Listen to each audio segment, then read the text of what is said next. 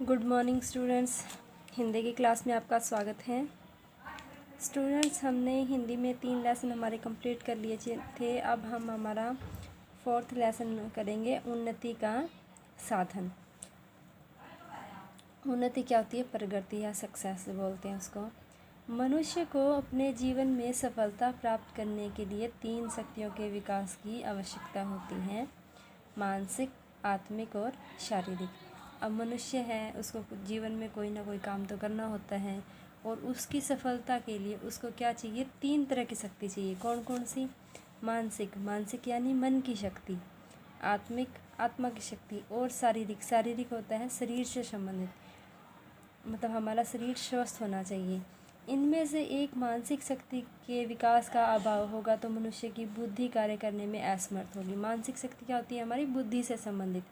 अगर हमारी मानसिक शक्ति का विकास अच्छे से नहीं होगा तो हम जो बुद्धि वाले काम है, दिमाग वाले काम है, वो कार्य करने में असमर्थ होंगे। आत्मिक विकास के अभाव में मनुष्य केवल पशु के समान होगा, और शारीरिक शक्ति के अभाव में उसकी काया क्षीण और शिथिल हो जाएगी। क्षीण और शिथिल का मतलब होता है बहुत ही कमज़ोर हो जाएगी, यानी कि शरीर का विकास अच्छे से नहीं होगा तो हमारा शरीर कमज़ोर हो जाएगा। आत्मा का विकास नहीं होगा तो हमारे अंदर पाशविक प्रकृति यानी कि पशु की जैसे व्यवहार करने लगेंगे। इन तीनों शक्तियों के विकास के लिए विचारकों ने अलग अलग उपाय बताए हैं। अब विचारक है यानी कि वो उन्होंने अलग अलग उपाय बताए हैं ताकि हम इन तीनों चीज़ों का अच्छे से विकास कर पाएँ, डेवलप कर पाएँ। उसमें से है नवीन और प्राचीन ग्रंथों के अध्ययन से मानसिक शक्ति का विकास होता है, यानी कि जो हमारे ग्रंथ हैं, रामायण, महाभारत, ऐसे गीता, बाइबल, अगर हम इन ग्रंथों को पढ़ते हैं तो इससे क्या होता है? हमारी मानसिक शक्ति का विकास होता है। धर्म, चर्चा और सामाजिक कार्य करने से आत्मिक शक्ति बढ़ती है, यानी हमारे अंदर आत्मविश्वास बढ़ता है, पॉजिटिविटी आती है हमारे अंदर। और व्यायाम और नियमित आहार व्यवहार से शारीरिक शक्ति का विकास होता है। अगर हम व्यायाम होता है, जैसे योगा करते हैं हम, अगर हम योग साधना करते हैं तो उससे क्या होता है? हमारे शरीर की शक्ति का विकास होता है। यदि हम ठीक से विचार करें तो ज्ञात होगा कि सब प्रकार के विकास के लिए शारीरिक शक्ति का विकास होना अनिवार्य है, यानी कि इन तीनों शक्तियों के विकास के लिए हमें सबसे पहले क्या चाहिए? हमारा शरीर अच्छा होना चाहिए। मन और आत्मा का निवास शरीर में ही होता है। क्यों? क्योंकि मन हो या आत्मा हो, हमारे शरीर के अंदर ही होता है।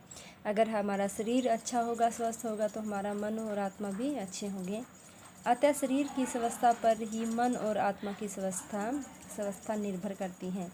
यदि हम चाहते हैं कि हमारा शरीर स्वस्थ, प्रसन्न और फुर्तीला रहे तो शारीरिक शक्ति का विकास करना बहुत आवश्यक है।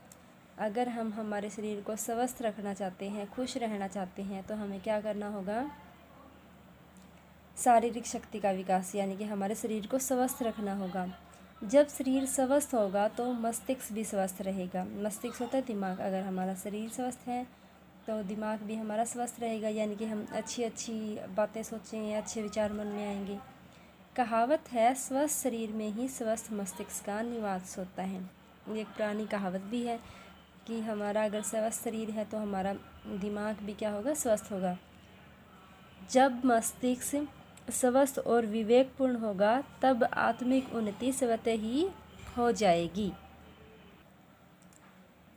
इस प्रकार शारीरिक उन्नति पर ही मानसिक और आत्मिक उन्नति निर्भर करती है, और यही मानव जीवन की सफलता का आधार है। यानी कि हमारा अगर शरीर स्वस्थ होगा तो मानसिक और हम मानसिक रूप से और आत्मिक रूप से अपने आप आत्मनिर्भर हो जाएंगे। यानी कि सबसे ज़्यादा ज़रूरी हमारे लिए क्या होता है?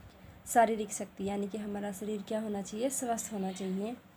मनुष्य की स्थिति उस घड़ी के समान है जो यदि उचित तरह से प्रयोग की जाए तो 100 वर्ष तक कार्य कर सकती है, और यदि लापरवाही से बढ़ती जाए तो शीघ्र ही बिगड़ जाती है। जिस प्रकार घड़ी की हम अच्छे से देखभाल करते हैं तो वो लंबे टाइम तक चल जाती है, और अगर उसको उचित देखभाल नहीं मिलती तो ख़राब हो जाती है। उसी तरह हमारा शरीर होता है। अगर हम इसकी अच्छे से देखभाल करेंगे तो हम लंबे समय तक स्वस्थ और सुखी जीवन जी सकते हैं। अगर इसकी देखभाल नहीं करेंगे तो हमारी हालत ख़राब हो जाती है। व्यक्ति को अपने शरीर को स्वस्थ रखने के लिए काम करने के योग्य बनाए रखने के लिए व्यायाम की आवश्यकता है। यानी कि मनुष्य को स्वस्थ रहने के लिए, काम करने के लिए किस चीज़ की ज़रूरत है?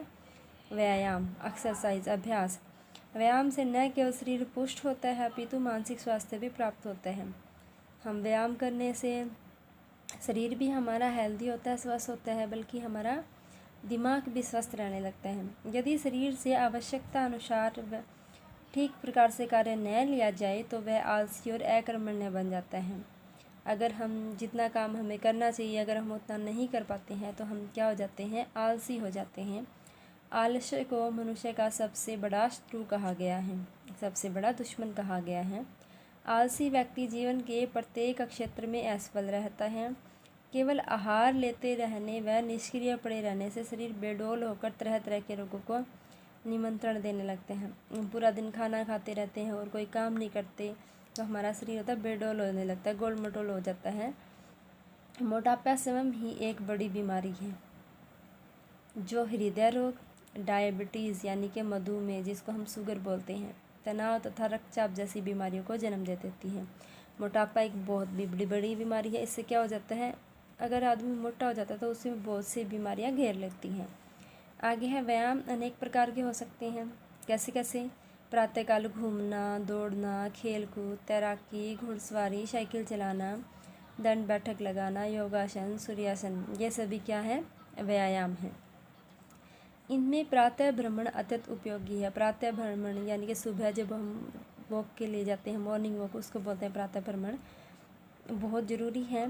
जिस प्रकार किसी मशीन को सुचारू रूप से चलाने के लिए उसमें तेल डालना अनिवार्य होता है, उसी प्रकार शरीर में ताजगी और गतिशीलता बनाए रखने के लिए प्रातःकाल घूमना और यौगिक क्रियाएं करना अत्यंत उपयोगी है। साइकिल चलाना, तैराकी करना, खेल कूद तथा घुड़सवारी भी उत्तम व्यायाम है। तो स्टूडेंट्स, हम आज का ये लेसन यहीं तक करेंगे, बाकी लेसन करेंगे हम अगली वीडियो में। Thank you, have a good day.